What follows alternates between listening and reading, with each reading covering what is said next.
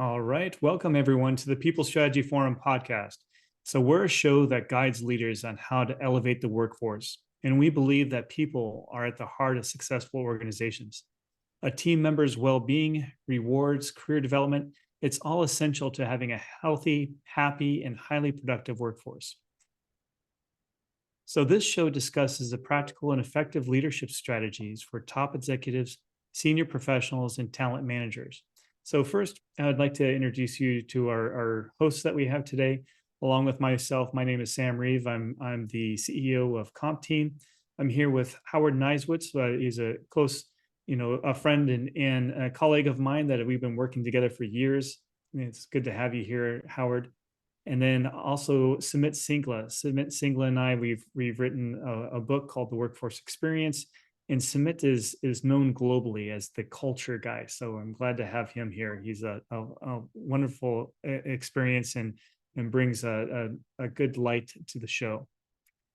So today's focus is on retaining your best people with job clarity.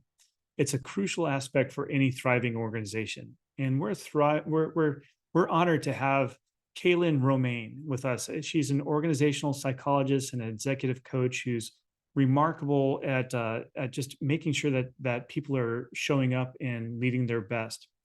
So she's got a great story to tell, and her journey is very important here. She's been seen as leading transformative people and culture and inclusion initiatives across the globe. So she brings a wealth of experience. With an impressive portfolio that includes giants like Amazon, the Walt Disney Company, and Verizon, Kalyn's and her expertise is just unmatched. So we're very happy to have her. So get ready to be inspired by her innovative approaches and learn how you can retain your top talent through the power of job clarity. So welcome, Kalyn. So it's so nice to have you on the show today. Thank you so much. Thank you so much for having me. I appreciate you. And I'm in great company too, because you all are brilliant as well. Thank you.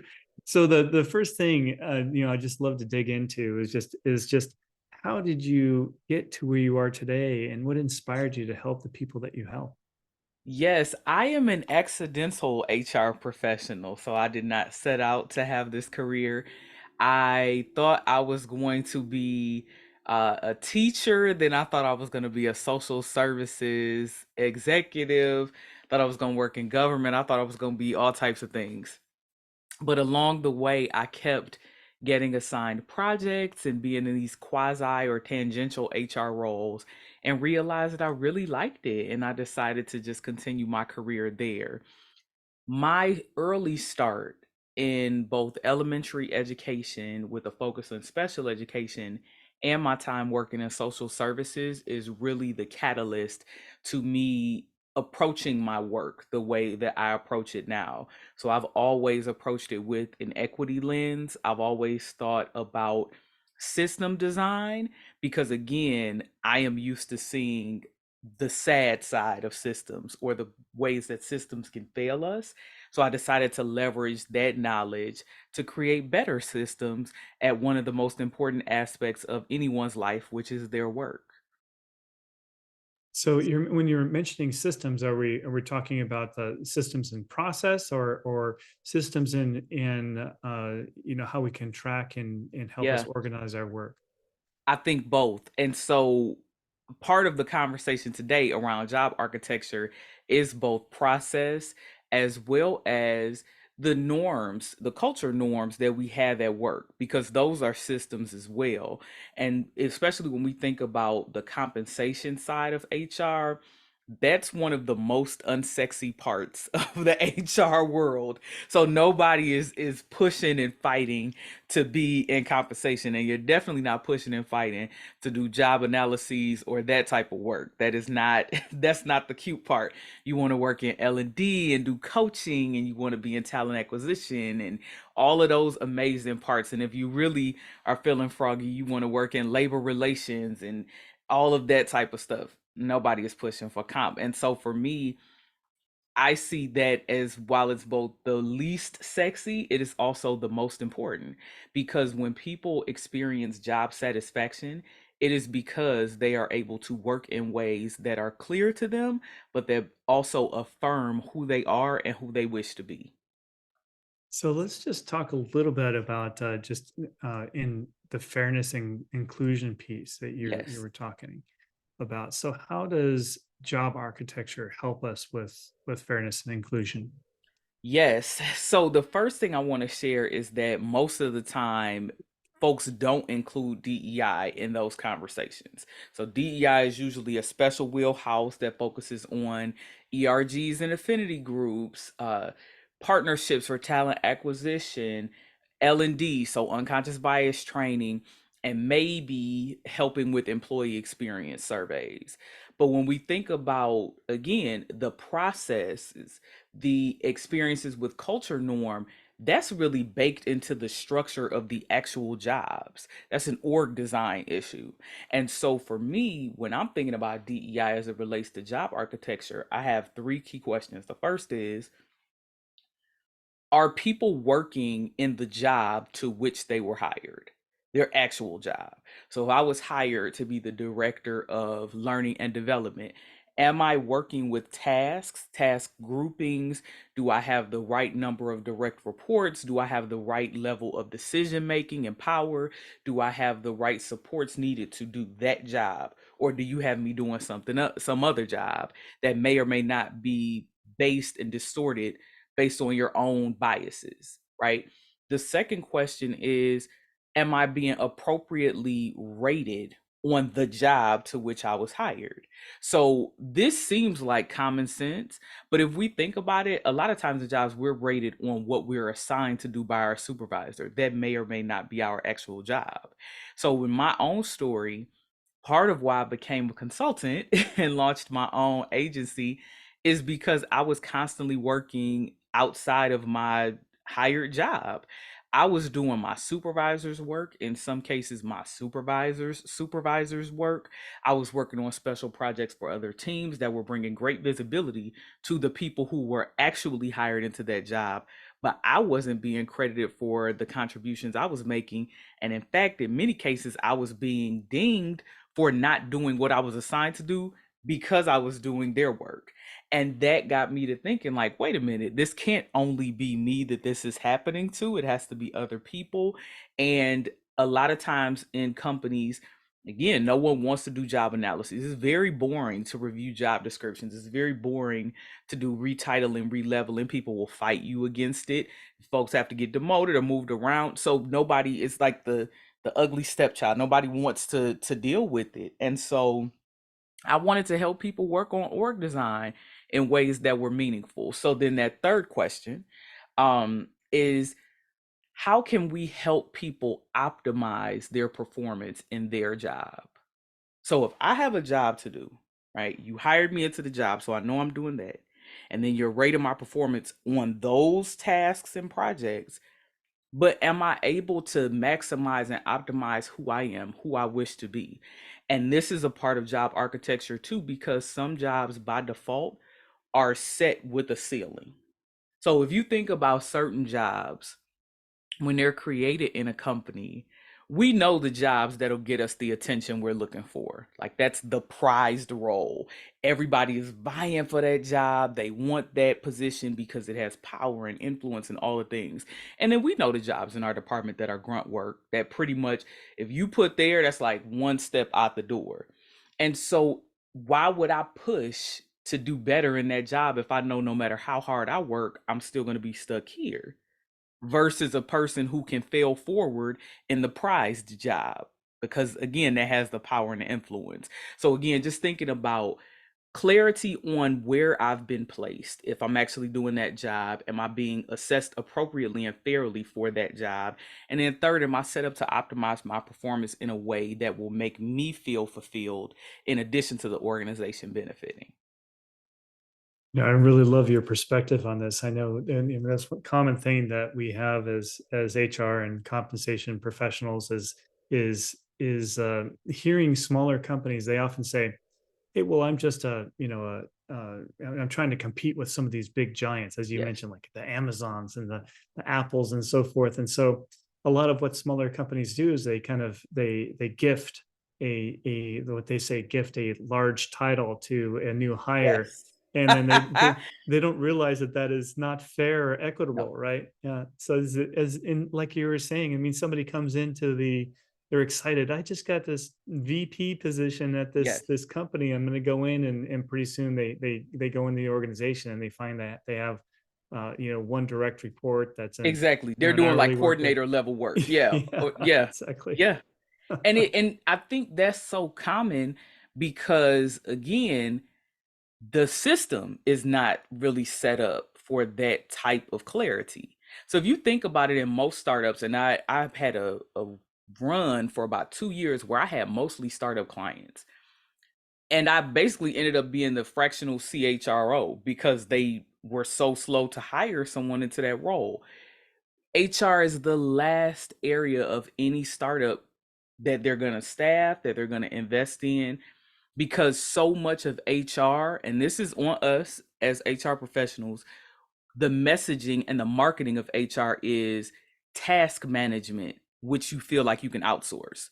So I'm just going to outsource my benefits administration. I'm just going to outsource recruiting to a staffing firm. I'm just going to outsource learning and development, just hire a couple consultants to come in and teach us things ad hoc. No, there needs to be intentionality around the design. And so if you think about it, like you said, folks level last, they title first, and then when they try to merge the two, they realize that they've set themselves up for failure.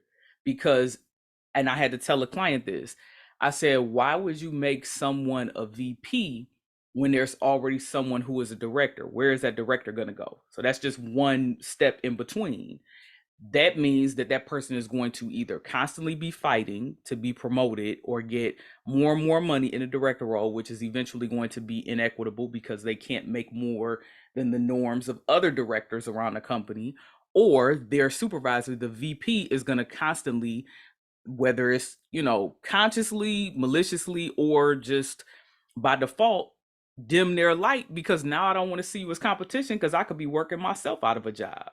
So first of all, we want to have enough room in between the steps where people can feel comfortable growing. If it's a startup, unless you're a certain level or unless it's some super innovative product, most people are probably only going to be there like 2 to 5 years and they might move on. They might end up starting their own thing. So if you have the skips in between the levels, you set yourself up to retain. So instead of having a team where, let's say there are 8 levels in your company, where you have someone sitting at 8, 7, 5, 4, 3, and then 1, instead try to get it at 8, 6, 4, and 2.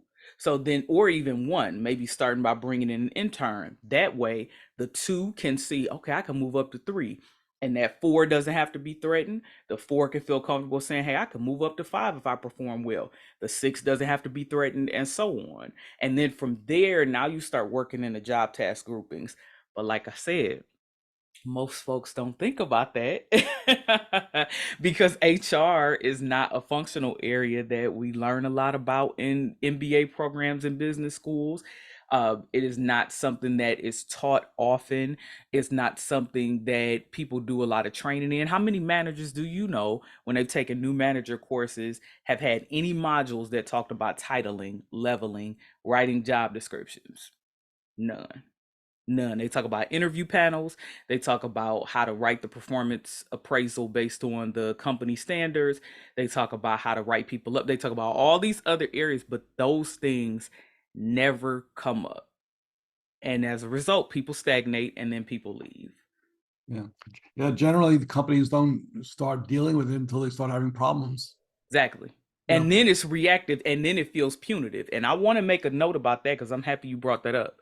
When it feels punitive, now that you have issues with legal vulnerabilities. Mm-hmm. And I've had to talk to some clients about that because, okay, this star player completed this very influential project. Again, it's a startup. So you can easily get the CEO's ear, right?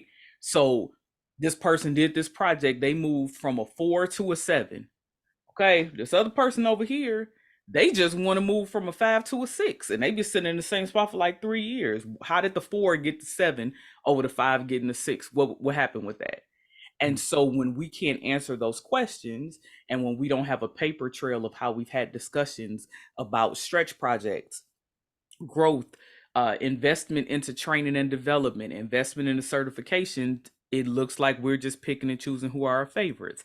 And then you get into really sticky territory when we think about the identity traits. So if all those people that we let jump from 4 to 7 are men, or are people who graduated from the same college as us, or people who are from the same hometown, or people who we worked with at some, big name company, now we got a problem. And even if you didn't mean for it to look that way, the paper trail that was inadvertently created, that's what it seems to the outsider. And now that's a lawsuit, and a class action one potentially at that. You really tell the story well, because I think a lot of companies, when they hear job architecture, Yes. it's like, oh, another HR initiative. Yes. Yep. What does it mean to the business? Yep. And HR is not doing themselves justice in terms of telling the story of why it's important, why it's so critical. Well, the way At you just all. explained it. And a part of why is because, if we're gonna be honest, HR doesn't know. I was talking to someone and I said, when was the earliest, and this was somebody who had been in HR for decades. I said, when is the earliest that you were formally trained in HR, like got an HR education? And they were like, I went and got something like 20 years into my career so I could get a promotion into the executive level. It's like, so that whole time you were learning on the job, which, let me be clear, there is great value in learning something by doing it. But there are also a ton of blind spots, because if you've been working for the same company or in the same industry or in the same geographic region for that whole time, you're limited to only what happens there. The way Amazon did HR is very different than the way the Walt Disney Company did HR, which is very different than the way Zapier did HR, which is very different than the city of Chicago did HR, which was different than the way the city of New York did. So me living different places, working in different industries, working in different sectors, being in different places in my own career journey, that is how I learned to develop excellence in the craft. And so if we treat HR like it's only an art and not a science, we are only re-engineering and reinforcing the dysfunction that keeps us probably one of the most hated departments in all of work. And it's so unnecessary. When you think about job architecture, even when I was researching, because this came out of a training that I did for a client. This was an all hands training where I was talking to people about job architecture at this startup and one of my favorite clients. And I thought it was awesome, first of all, that the CEO would even let me do it all hands, because she could have just said, hey, let us work with just the exec team. But the transparency of letting people know, hey, here is what goes into us picking jobs. And here is how the organization is about to shift to get us ready for that. It's titling, leveling, tracks, whether IC or people management, and growth paths. That was so eye-opening to people. The whole team, you could see it in the chat. They were like, I've never heard of this, right? And man, I've been working 20 years. This is new to me. Wait, there's a science to this? There's a method? Yeah, we're not just randomly picking things, but we don't tell people that. And some of it is because HR doesn't want people to, see what's happening behind, what is it, the Wizard of Oz's little thing. It's like, hey, we're doing these magic things and it's magic. No, it's somebody sitting back, tediously writing down all the tasks that you work on, then grouping them together, then seeing what works, what doesn't work, pricing it to how much that's worth, thinking about ROI. There's a science to this, and people should know that and feel that. What do you think there, Sumit? I think that's that's a great way of putting it, Kalyn, and couldn't agree more. What I see in my part of the world is that you spoke of a 4 to a 7 and a 5 to a 6. A lot of organizations don't even have the clarity of who's a 4, who's a 7. So Yep. it's more of a, like you said, you've got the CEO's ear, so you walk up and Yep. say, hey, you know what, I don't feel senior enough. And they say, fine, you get an 8% increase Yes. from tomorrow. You're a senior, whatever you were earlier. And that's how it works. Yeah. The other thing is, and again, like you rightly said, a lot of business leaders are dismissive of HR because they feel I've been dealing with people all my life. What is there to HR? And my standard usual response to them is, I've had ears, a nose, and a throat for 40 plus years. I'm not an ENT specialist. So, Exactly. um, Exactly. so I mean, I completely agree, but it can be an uphill battle. But I've got a question here. Yes.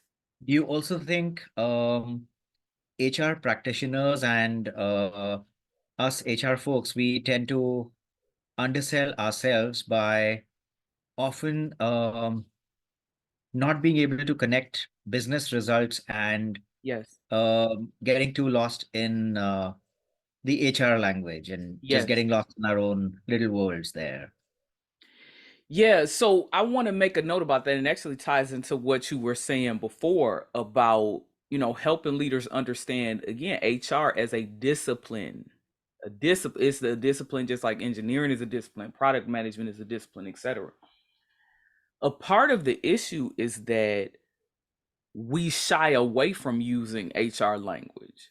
So I would never try to dumb down engineering language. There are some things that in engineering I can't dumb down. I have to call it what it is. I can't dumb down legal language. I can explain it. I can make it relatable to you, but there are certain terms that you have to call this thing what it is. I can't dumb down finance.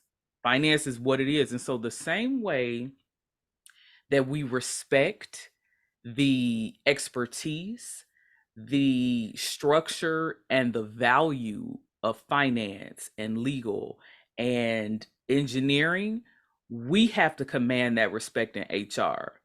I don't dumb down language at all for any of my clients. I bring my clients up to the level of understanding that they need to have to be able to do this work even after I'm gone.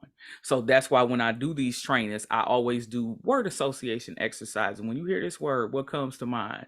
No, we're going to create shared language. This is what this means. I'm going to create, even if it's just one slide in the training, here is the name of this. Here is the name of that. Here is some research. I share peer-reviewed studies with my clients. I send my clients articles. I sometimes make them do pre-work, whether it's an all hands or for executive team members. I don't play because when we continue to infantilize, especially executive level leaders about this very important aspect of their company, again, we are reinforcing the same dysfunction that keeps people flying out of the door. There's no reason why you should be a CEO or any C-level executive and you cannot tell me the 4 aspects of job architecture. You have no clue how we came up with the levels. You have no clue about the titling norms in the company. You don't understand the difference between people management and individual contributorship. Like, why don't you know these things? Who didn't tell you? And I've worked at companies where the higher the information funneled up, the more childish it became. So by the time the information reached the CEO, it was like kiddie stuff. It was like C-Spot run. You mean this person is running, multi-million dollar, multi-billion dollar companies, and you can't tell them, hey, attrition is at this level because ... Like how is this possible? There's no way that you're that childish. And so then there are times where I've had to talk to my CEO clients and say, hey, something about you is making people feel like they need to present things as immaturely as possible. So what are you communicating to your teams? And then they've had to check themselves and say, you know what? There were a couple times some years ago where they just brought me some bad news at a time where I couldn't handle it. And I think I went a little bit too far. Okay, thank you. So now we need to have a conversation to bring the executive team back to say, look, this is not like Eveline from The Wiz. I don't know why the Wizard of Oz stuff is coming up so much today, where it's like, don't bring me no bad news. Look, we're not doing that. I need all the information so that I can make good decisions. Because this is the other thing I share, especially with C-suite and definitely the CEO and founder. When it all falls down, you're going to be at fault. They're not going to ask, well, I need to speak to the senior manager of da da da. They don't know who that person is. They know you. They know your face. They know your brand. They know all the press releases where you're talking about how this was such a great company. And when it all goes to pot, you're going to be on the hook for this. So why don't we just reel it in? Let's all grow up real fast and think very carefully about the best way to communicate difficult information so we can do preventive work. Titling and leveling is a preventive measure. We shouldn't be hurrying up giving people 3-level promotions because they're out the door when we haven't had a structure in 5 years for a promotional process. That's the real problem. If we don't do that, we're not addressing the root cause. Absolutely. So another thing that I see a lot with rapidly growing organizations is that the company grows faster than some of the people at the levels within it. And so how does a leader handle that issue? Again, the preventive work of leveling and job structuring. So if we think about all the tasks that are needed, and startups are famous for this, but I'm not even going to just keep like attacking or addressing startups, because big companies are guilty of this too. We hire so fast because the ego boost of saying we needed to bring on 5,000 people. No, you didn't. You needed to bring on like 20. You know what I mean? Like, this was only going to be a temporary bump in revenue or business. This was not long term. And we see that now, ironically, even in the consulting industry. And I'm not going to call out any names because this isn't my podcast, so I'm going to respect y'all. But we see that now in the consulting industry where it's like, why would you bring on, 3,000, 15,000 people, and now you're laying off like 20% of your workforce globally and shuttering verticals? Who is doing workforce planning there? Like, this is a very important thing to think about because people are on the other side of these decisions. So I'm a strong proponent for what I call the boxes not body philosophy, so that you can honor humanity. When we think about org design and workforce planning, we need to think about boxes first based on the long-term plan for the company. This is the 1 year, 3 year, 5 year, 7 year, 10 year. Along the way, scale smartly. I'll never forget, a supervisor of mine years ago told me, and that whether or not this research really existed, but she said there's some research that shows that it's better for people to be slightly overworked than to hire so many people that then people are languishing after a year or two. And I've always like held on to that, because if I can keep a lean staff and perhaps either pay people overtime or spot bonuses for any extra work that they do, so that I don't have to lay off double digits of numbers later and potentially destroy my employer brand, that's smart. Then again, that temporary ego boost of saying we hired a whole bunch of people because we're booming in business, that's just not smart business. It's just not smart business.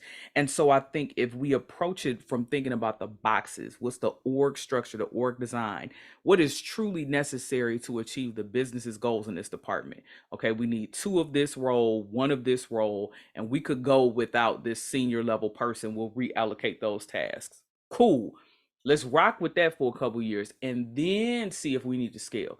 If you're doubling the team year over year, so in, what is it, 3 years, you went from a team of 10 to a team of 40 and 50. Come on. That, I'm suspicious of that. Personally, I am. Because again, how sustainable is that long term? You might have people relocating their families to work at your company.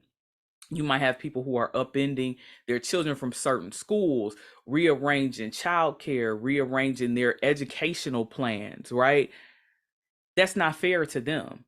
And if we're not honest about that human side, it's going to end up impacting your consumer brand, because there are a lot of brands now that are tanking and struggling to find customers. They don't want to admit it, but that's happening because people did not trust them as an employer and folks don't like them. Well put. The other thing that I just wanted to mention too, I mean, you just were speaking about making sure that we're thinking about the boxes that are required, the jobs. And then sometimes, managers will come up and they'll say, but hey, my accountant, they're going to leave if they don't get a promotion, and they're doing the job great. They deserve a promotion. The bottom line is we don't need a senior accountant. We just need No, we an don't. accountant. Not only that, you're saying they deserve a promotion now because again, you've had them working outside of their title.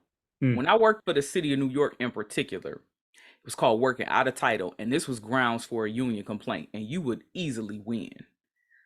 If my job title, for which I've taken a civil service exam, passed it, been awarded, this title, earned this title, if you have me working outside of that title and that particular step, so I think it was like, let's say 3 levels within it. So you might be associate staff analyst, right? ASA. If I'm an associate staff analyst 1 or 2 or 3, if I'm a 1 and you got me doing 3 tasks, I'm going straight to my union and telling them, hey, they got me working 3. Okay, thank you. Well, you need to give them 3 pay, right? So on the surface, it looks like a promotion, but you really paying me for the work that I did. So my conversation with that people manager would be, what would make this person feel like they should have a senior accountant title? Oh, well, I had them working on. Well, why did you have them working on that? Isn't that your job? Whose job is it typically? Is it yours? Is it somebody else's? Is it really supposed to be 2 accountants? And so you just had this one person doing the work of 2? Okay, well, now I got a problem with you. Now we need to have a conversation about your performance, because that is a mismanagement of your people manager tasks and responsibilities. So those types of questions, they reveal cracks in the foundation, and you can paint over it. You could put a potted plant over it so nobody sees it, but it's still there. And that's the part that I need to know about, because you're going to bump this person up to senior accountant today. And next year, when Sally Sue sees that so-and-so got senior accountant because they did one little project that caught your eye, then it's like, oh, okay, well, let me hurry up and do that. People are smart. They talk. If I see, remember I said at the beginning, the cultural norms, if I see that the culture norm is just do one thing right and you get X amount of dollars, I'm going to do that. I'm not going to name the company, but there was a company I worked for. And I used to always joke and say, oh, if you want to become an executive, all you got to do is create a deck. Like, it don't matter if you actually do what's in the deck. It doesn't matter if the company needs what's in the deck. It doesn't matter if the deck produces anything that's of any quality. Just make the deck, make it real pretty, present it really well to the right executive, and you'll have a promotion like within a year. And I could name like 10 examples of where that happened. And folks used to be cracking up when I would say it, but I was dead serious. Yeah. And I'm like, I just haven't made the right deck yet. Like, okay, I'll make it to a promotion if I just make the right deck. That should never be the case. Never. That should never be the case. It's so funny. I mean, that example. But one other thing that you mentioned that I think that is super important is that you go into organizations, like you mentioned, you speak to a manager, or you hire a manager for a manager position. Yes. And they end up delegating all of their manager duties to like a lead and so forth. And it's like, well, yes. What are you doing? You can't delegate. Let me tell you something. Every job, I was just talking about this on my podcast. Every job I've ever worked, I promise y'all, at least 40% of the time I was doing at a minimum my supervisor's work. I promise you that is like that's how I knew I could be a consultant. Because I'm like, well, if I could do these jokers' jobs, there's no way that I can't be able to do this on my own. Like, I've been doing other people's work my whole career. And it's so, this is why it's so funny. And I say this really with no shade. It probably sounds shady, but I'm really not being shady. It's funny to me now because I would have stayed at any one of these jobs in some cases if I had just gotten a tiny bit of public recognition for the projects that I worked on. Like, if they had just been willing to say, hey, Kalyn helped me with this, and then not dinged me for not getting my work done and their work done. If they had done, I promise y'all, I would probably have stayed at one company my whole career, because it wasn't that my work wasn't fulfilling. It wasn't that I didn't like the stretch projects they had me working on. It was the fact that it became an inner conflict to be that disrespected while simultaneously being that needed with no credit. Yeah, isn't that crazy? I mean, it's like it's a travesty of the human condition. I mean, and people just don't say thank you. No. and saying thank you in the ways that matter to you. Mm-hmm. So for me, I've only had one supervisor that asked what types of recognition do you like, and then they still didn't do it, but at least they asked. And for me, it was autonomy. I know that you respect me when you leave me alone. Like if you give me a project to work on, manage my outcomes, not my methods. I have funny methods of doing things sometimes. I don't always want to tell you my method. You know, sometimes I have secret friends that I don't want you to know that I have that feed me information or feed me the stuff that I need. That's my business. Don't ask me about all of that. Don't try to hijack my little relationships. Leave me alone. Let me do my work. I promise you, if you just give me an end date, I need this on April the 9th at 5 p.m., I'm going to have it for you. But when you give me something, and then you want me to talk to you every day. And then you want to know who I talk to. And you want to know why we said this. And then you want to get on the meeting because now you want the clout. I got to get out of there. Like I have to skedaddle fast because I can't stand it. And I think that people managers would do well to understand that. And actually, I'll say this last point with that because now I'm thinking that is a part of leveling too. How much autonomy does this level have? And how much autonomy is this level expected to operate on? And then if you have individuals at that level that are struggling with handling autonomy or who need more facilitated guidance, how can you train and develop them to operate autonomously or have the demotion conversation if they're not ready for that? I think that ends up being, it's like an unspoken expectation, and that gets people in a lot of trouble as well. How about a question? How do you avoid people feeling like, well, if I'm only doing what I was hired to do, or what's in the job description, then now I'm sort of boxed in, and how do I can do more than that. So that's a poorly written job description, right? Because again, if you think about that's why career pathways, growth pathways are a part of job architecture. Because I should know what is below performance, at performance, and exceeding expectations. So if I know exceeding is here, I can't be boxed in because as long as I do this exceeding, that's getting me ready to go from a 3 to a 4, right? That's getting me ready to go from manager to senior manager or senior manager to pivoting now to executive leadership as a director or as a VP. So when we don't know those things, that's where we get into trouble. And you want to review that periodically. Most companies, they reviewing job descriptions when their star player leaves, if that, or every 5 to 10 years. That's a long time, right? And people aren't doing those jobs anymore. So you just want to be, again, you want to be thoughtful. You want to do more of that preventive work. Is there a growth pathway in this job description based on what the job is expected to do in this phase of the company's growth? If not, I need to work with my HR business partner, with my compensation team, etc., to get that job description where it needs to be. Right. So, Kalyn, I mean, what is your thoughts? I mean, right now, I mean, the world is currently running with jobs. You know, the organization uses jobs as the way of packaging positions together. And in the future, there's been much more talk on skill-based organizations that are bringing in or using the people in different capacities. Yes. What are your thoughts on where job architecture evolves in those type of organizations? I think it sounds like a mess. I think it sounds like I think it sounds like people who are too ignorant and lazy and hesitant to do, again, that hard, unsexy work of job architecture. And so we're literally just gonna throw the baby out with the bathwater. Now let me add in some qualifiers with that, because I already know people are clicking off this stream the minute I say ignorant and lazy. Those are not terminal illnesses. That's a temporary state.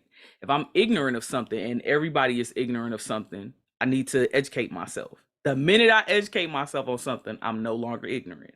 The minute I choose to take consistent action, no matter how small, on something, I'm no longer lazy. So the real challenge is solve the real root problem. Why would I have an organization full of people doing any job at any time and expect to grow and scale my company That makes no sense. Again, that's not respecting the excellence and the discipline of these various departments. If I'm an attorney, I'm not doing finance work, most likely. I went to school to learn to be an attorney. Don't have me over here writing, income statement. I'm not doing that. If I work in HR, don't come asking me to do coding. I don't work in engineering. Stop playing with me, right? Yeah.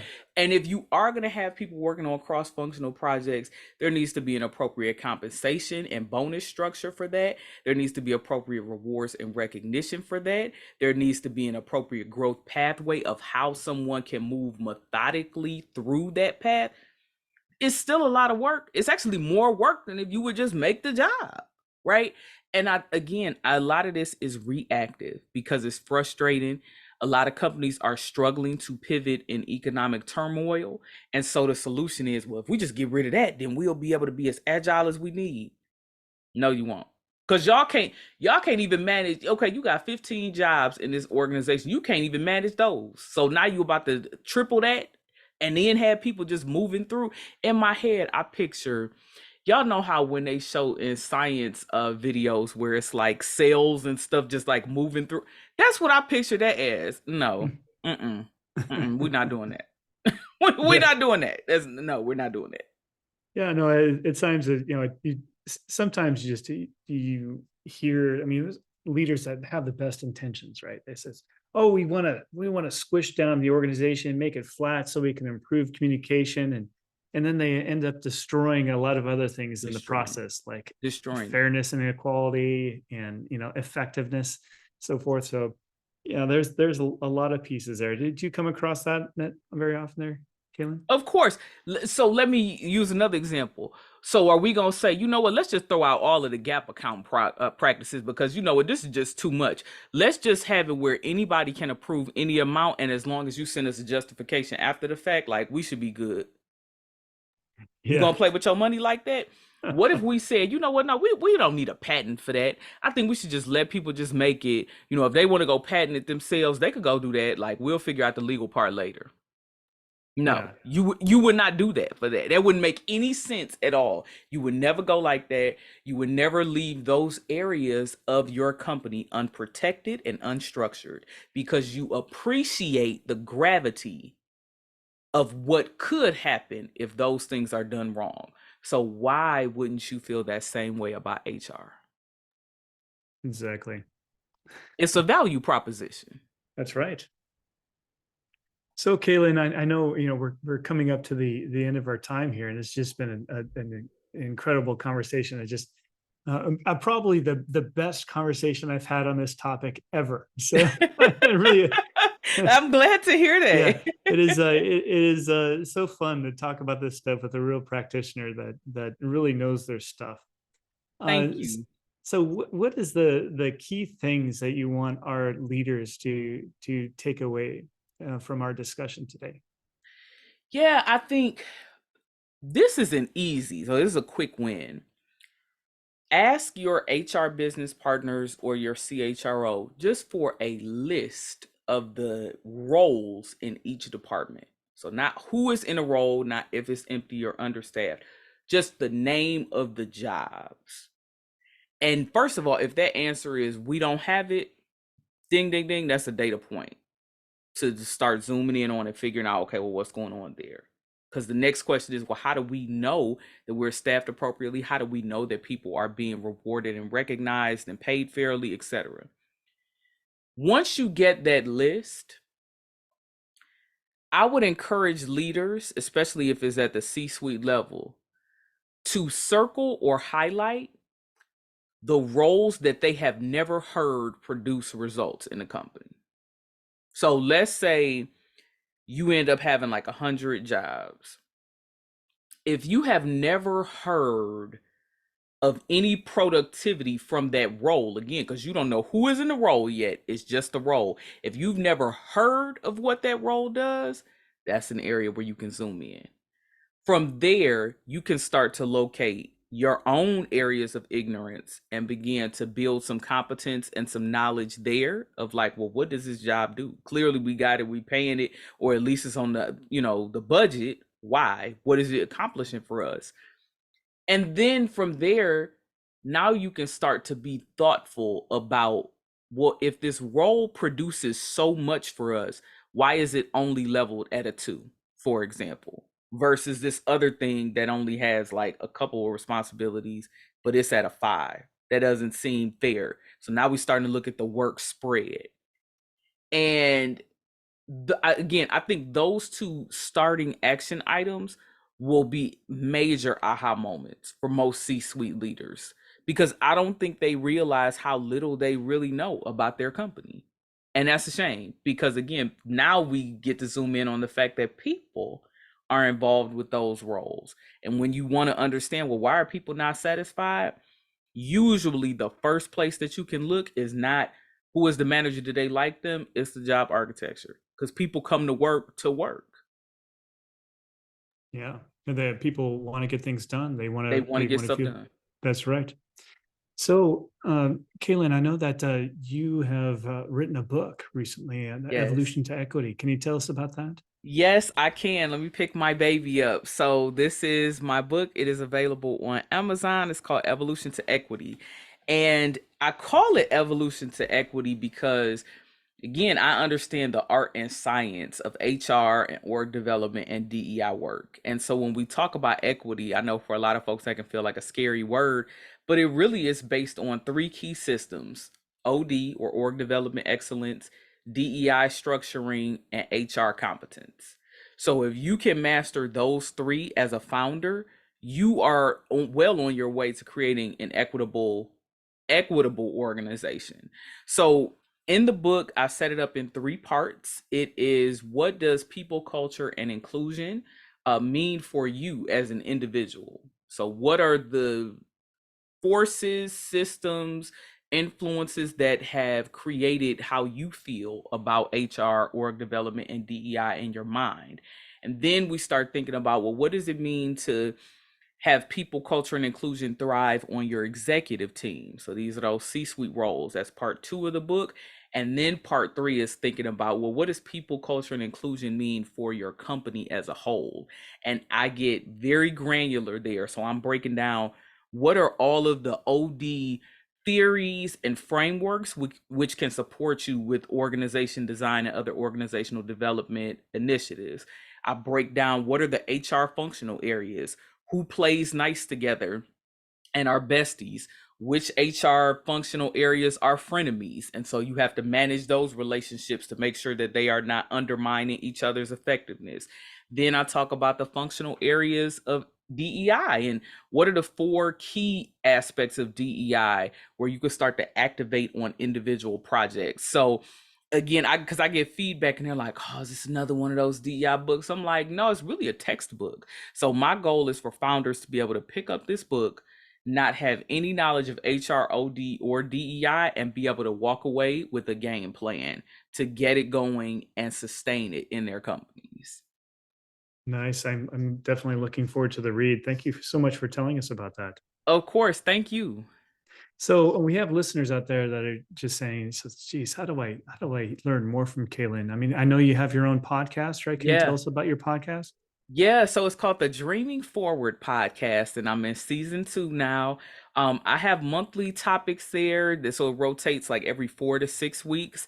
The topic for this month is resilience. I'm really excited about that one. So I'll be talking about individual, organizational, and team resilience. And then I have topics there related to ESG and workforce planning and succession planning. So the whole podcast focuses on leadership development, organizational culture change, and really just org development in general. I love it. I love running my mouth, as y'all can see. And honestly, for me, the podcast is just a fun way to talk about topics that feel taboo or unapproachable in HR. And so I want to try to make it relatable. Again, I talked about bringing people up to HR language. So I talk about the definitions of certain things, demystifying some of these concepts. So hopefully folks can go back within their companies and start having meaningful conversations about what needs to happen next. So again, it's called the Dreaming Forward podcast. It is available on both YouTube and Spotify. And if you don't remember the name, if you go to my website, godreamforward.com, it's on the insights page and you can find links to get there. Well, thank you so much, Caitlin. It's been a pleasure talking to you today. What a great conversation. Thank you so much. I've enjoyed this so much. You know, it's funny because compensation is again the area where people shy away from. So I haven't been able to have a good conversation in a minute. So this feels good to me. Great. Well, thank you everyone for tuning in to the People Strategy Forum, and we look forward to hearing you next week. So take care, everyone. Bye. Thank you. Bye.